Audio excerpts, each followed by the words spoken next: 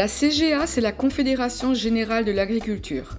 Elle a été créée à la fin de la guerre en 1944 et elle regroupe toutes les organisations professionnelles agricoles du département. Elle rassemble sur des discussions qui sont partagées. Elle mobilise toutes ses forces pour accroître la synergie entre ces structures. Il s'agit d'être aux côtés des agriculteurs et de répondre rapidement et de façon adaptée à leurs besoins, afin qu'ils puissent au mieux faire face aux enjeux de notre époque. Le département de l'Ain et celui de la Vendée sont les deux seuls départements en France à en avoir encore une. Elle permet d'aborder des sujets très communs et très partagés entre des structures qui traitent chaque sujet d'une manière différente. Aujourd'hui, cette CGA est un élément principal parce que l'agriculture est dans une mutation importante, avec des enjeux climatiques, des enjeux environnementaux, des attentes sociétales, et tout cela appartient bien sûr à la grande famille agricole, car c'est avant tout un projet de société. Bien, Gilles Brenon, merci. Suivez-moi. On va se mettre un peu plus au centre. Allez-y, je vous en prie. Donc, trophée coup de cœur. Quand on a un coup de cœur, c'est pas rien. C'est vraiment, ça engage, quoi. Donc, pourquoi ce coup de cœur ? Pourquoi avoir choisi, sans dire de qui il s'agit à ce stade ? Pourquoi avoir choisi le lauréat qu'on va découvrir dans quelques secondes ? Qu'est-ce qui combine, à vos yeux, quelle vertu il arrive à rassembler durant son activité ?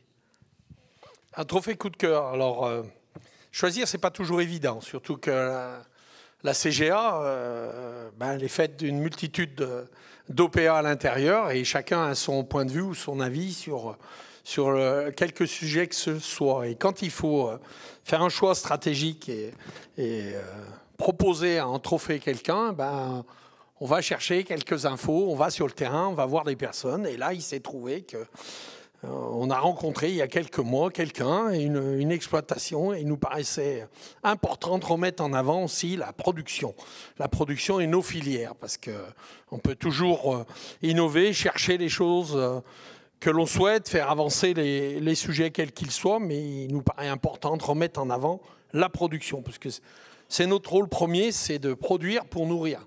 Donc il nous paraissait important de trouver une exploitation, trouver un projet. Et c'est ce qu'on a fait.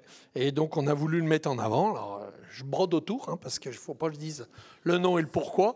Mais je peux dire quand même que c'est la filière laitière qu'on a mis en avant. Bon, le suspense va encore durer 20 secondes. Donc, je vous propose qu'on le découvre ensemble. Et puis, on va voir de qui il s'agit.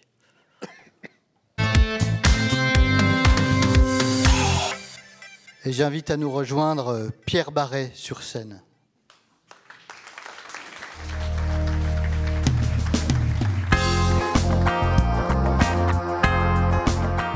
Le GAEC Barret a été créé par mon grand-père, donc c'est une exploitation familiale en polyculture élevage. Donc les céréales sont produites sur la ferme pour nourrir nos vaches laitières. Le lait est vendu à la coopérative Bressor à Griège. Le lait est transformé en braise bleue et à Périvray essentiellement. Nous cultivons nos céréales pour nourrir essentiellement nos bêtes. Donc les bêtes sont nourries avec l'ensilage d'herbe et l'ensilage de maïs, du foin de luzerne. Et on est pratiquement autonome en fonction des années. Donc je suis associé en GAEC avec ma mère. Et nous avons un apprenti qui est là depuis 4 ans sur l'exploitation. Donc on a une centaine de laitières. On produit 1 million de litres de lait par an. Race est race Montbéliard, principalement Montbéliarde, avec quelques prix de Molstein dans le troupeau.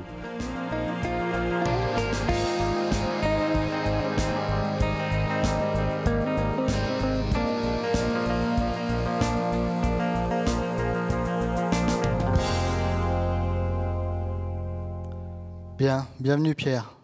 Merci beaucoup. On va tous les trois se remettre un peu au niveau du centre de la scène. Pierre, si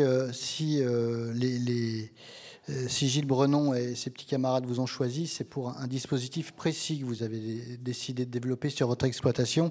Ce qui est formidable, c'est que vous n'en parlez absolument pas dans la vidéo. Donc là, pour le coup, on va pouvoir partir sur du neuf. Alors, expliquez-nous, allez, ça va parler évidemment à beaucoup de gens ici, et vous allez quand même nous expliquer pour nous, néophytes, ce qu'est le fameux séparateur de phase. Donc, oui, on a un séparateur de phase pour pailler les logettes. Ça sépare la partie solide de la partie liquide du lisier. Donc, la partie solide est récupérée pour mettre dans la litière des vaches, et les vaches se couchent dessus. C'est ça. Et c'est en circuit fermé. Donc, ouais, on est complètement autonome. On ne rentre rien dans le bâtiment, ni de paille, ni elle se couche sur... Très bien. Et vous recyclez sans cesse? À chaque fois que j'ai besoin, je fais tourner mon séparateur pour mettre dans les logettes. Ça fait un cycle de combien de temps? Je recharge mes logettes toutes les semaines. Toutes les semaines. Donc chaque semaine? Je sépare, ouais. Je fais du solide et du liquide. Très bien. Et je remets dans mes logettes. Quel investissement ça a représenté et combien de temps il a fallu pour mettre en place tout ça? Après, on a fait un bâtiment neuf en 2016, donc c'est à ce moment-là qu'on a mis les logettes et mis ce système de séparateur de phase. Donc le séparateur, il a coûté 40 000 € environ. Et donc on a démarré tout de suite dans ce nouveau bâtiment avec ce système de paillage de logettes. Et vous avez une idée de l'économie que ça occasionne à l'année? C'est cher la paille? C'est cher, et puis on n'avait pas la surface pour la produire. Moi j'ai un objectif, c'est d'être un maximum autonome. Donc j'achète très peu de paille en fonction des années. Si c'est des années sèches, j'en achète un peu plus. Si c'est une année à peu près normale, j'achète pas de paille. Donc grâce à ce système, tout mon aliment est produit sur l'exploitation pour les bêtes. Très bien. Donc vous améliorez l'impact environnemental, ça va de soi. Et puis cette fameuse réduction des coûts, évidemment, que ça occasionne, bien sûr. Et c'est ce que disait M. Brenon, c'est un dispositif au service de la production. Voilà. Et c'est ça qu'il voulait mettre en lumière en vous attribuant ce trophée dont on va procéder à la remise pas plus tard que maintenant.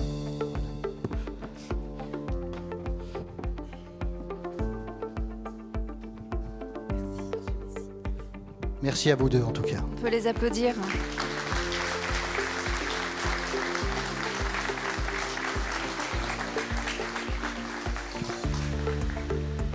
Merci beaucoup.